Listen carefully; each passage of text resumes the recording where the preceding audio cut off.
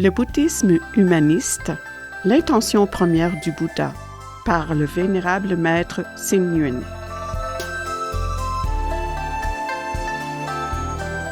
2. L'observation des préceptes. À la pensée de devoir observer les préceptes, la plupart des gens sont effrayés. Ils pensent que l'observation des préceptes est une entrave. Nous allons nous reposer la question. Est-ce une entrave ou une liberté? Il suffit de réfléchir un peu. L'observation des préceptes a pour objectif de prendre des mesures préventives et d'empêcher le mal. Si l'on peut le faire, alors non seulement les préceptes ne sont pas des entraves, mais bien au contraire, ils nous offrent la liberté. Ceux qui respectent la loi ne connaissent pas la douleur des châtiments. Regardons ceux qui ont perdu leur liberté. S'ils sont enfermés dans les prisons, c'est parce qu'ils ont enfreint les 5 préceptes et transgressé la loi. S'ils ne tuent pas, ne volent pas, ne se méconduisent pas, ne mentent pas et ne se droguent pas, pourquoi devraient-ils subir une peine d'emprisonnement?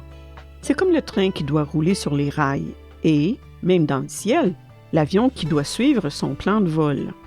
À l'époque, Bouddha a déjà montré clairement le chemin de la vie à l'homme.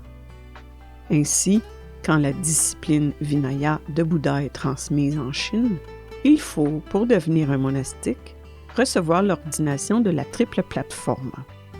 À la première plateforme, le Sramanera et Sramaneri reçoivent les préceptes pour un bon comportement. À la deuxième plateforme, les bhikshus et bhikshunis reçoivent les préceptes pour la culture du bon dharma, c'est-à-dire faire de bonnes actions, aider les êtres et rendre service à la société. Si l'on veut recevoir les bodhisattva préceptes, alors, que l'on soit laïque ou monastique, il faut recevoir les préceptes visant à améliorer la situation des êtres doués de sentiments.